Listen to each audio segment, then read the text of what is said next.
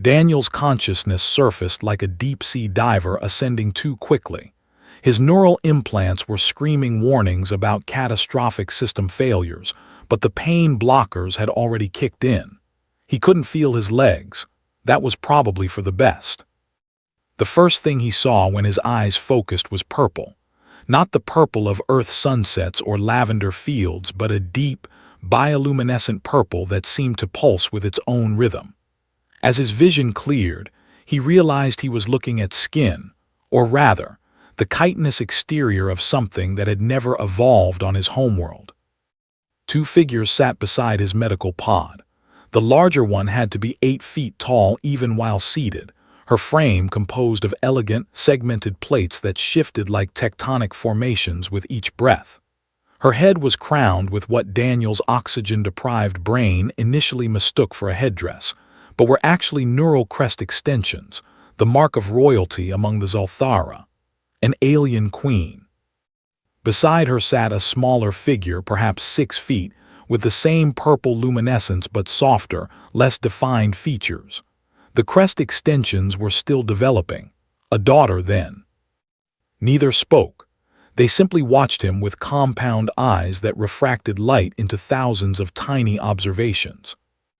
Daniel tried to move his hand and managed a weak twitch. The queen's antennae, delicate things that seemed at odds with her imposing frame, shifted slightly. Recognition. She'd seen him wake. "Water," he croaked, his voice like gravel scraping steel. The daughter moved first, her segmented limbs unfolding with surprising grace. She retrieved a container from somewhere beyond his limited field of vision and held it to his lips. The water tasted recycled, metallic station water. He was still on Kepler Station then, or what was left of it.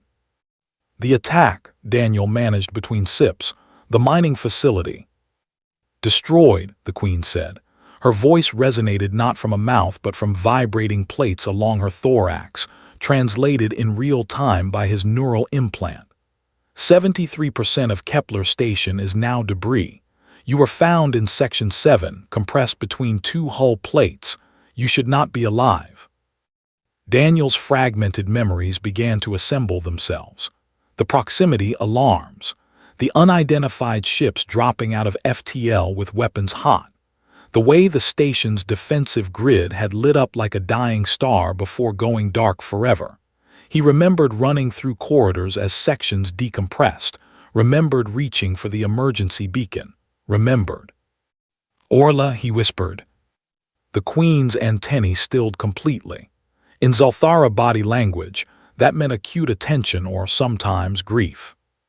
"The human child," the queen said. "It wasn't a question."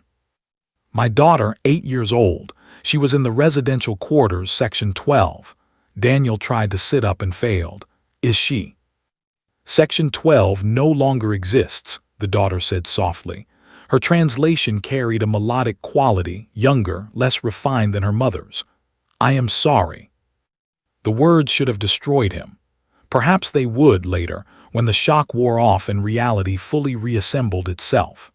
But for now, Daniel just stared at the curved ceiling of the medical pod, counting the rivets, focusing on anything except the void that had just opened inside his chest.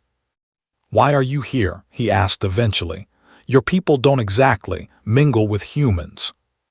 The queen's bioluminescence dimmed slightly, a sign of what? Discomfort, sadness. "Because I know what it is to lose a daughter," she said. Daniel turned his head to look at her properly. The Zalthara were an enigma to most of humanity.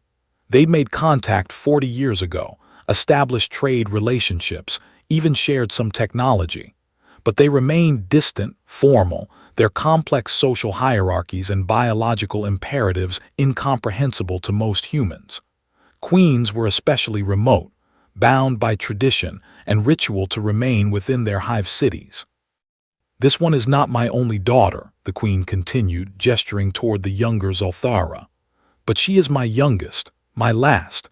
3 cycles ago I lost my eldest Kelvra in an accident during a deep space mining operation. Not unlike this one. I was not there. I arrived 17 hours too late. I never said goodbye." The daughter's bioluminescence flickered grief. Daniel's implant translated, still fresh, still raw. When we heard the distress beacon from Kepler station, my daughter insisted we respond. She said, the Queen paused, her plates shifting in what might have been the Zolthara equivalent of a sigh. She said that someone should arrive in time, that someone should be there to bear witness. Daniel felt something crack inside him. Not breaking, he was already broken, but shifting like ice beginning to thaw. I was supposed to teach her chess today, he said, his voice distant. Orla, she'd been asking for weeks, but I kept putting it off. Too busy with the mining reports, the efficiency metrics, the goddamn quarterly projections. He laughed, a hollow sound. I was going to teach her this evening. After my shift, I'd finally said yes. The daughter moved closer, her movements hesitant. She reached out with one delicate, multi-jointed appendage and placed it gently on Daniel's arm. The chitinous surface was cool, smooth, alien, and somehow comforting. Tell us about her, the daughter said. Please tell us about Orla. So Daniel did. He told them about how Orla had been obsessed with stars since she could first point, how she'd memorized the designations of distant nebulae and recite them like poetry, how she decided at age 6 that she wanted to be a xenobiologist, specifically so she could study the Zolthara because they were the coolest aliens ever. He told them about her gap-toothed smile, her terrible jokes, the way she'd hum while doing homework. He told them about the last time he'd seen her, rushing out the door to make it to his shift, how she'd called after him. Love you, Dad. Don't forget, chess tonight. He talked until his voice gave out, until the words dissolved into silence. The Queen and her daughter listened to every word. They didn't offer platitudes or false comfort.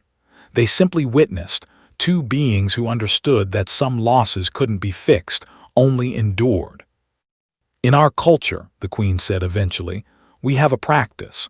When a child dies, we speak their name at sunset for 40 days. We list their achievements, no matter how small. We ensure they are remembered not as a tragedy, but as a life lived, however brief. Orla loved the sunset, Daniel whispered. Used to make me stop whatever I was doing to watch it through the observation deck, even the artificial ones on the station. The daughter's bioluminescence brightened slightly. Then we will speak her name for 40 sunsets.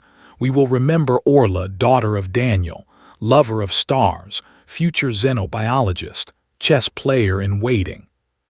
Daniel closed his eyes. The pain medication was pulling him back under, but for the first time since waking, he didn't fight it. Thank you, he managed. As consciousness faded, he felt the Queen's presence beside him, solid and real. He felt the daughter's gentle touch on his arm. Two aliens from a species humanity barely understood, keeping vigil beside a broken man who had lost everything. In the darkness of sleep, Daniel dreamed of purple light and remembered stars. He dreamed of a little girl with a gap-toothed smile, pointing at constellations she'd never see again. And somewhere in that dream, he heard a voice, not human, not Zolthara, but something in between, promising that she would not be forgotten. When he woke again, they would still be there, and for 40 sunsets after that, they would speak her name. It wasn't enough, it would never be enough. But somehow, impossibly, it was something. And in the cold mathematics of grief, something was infinitely more than nothing. End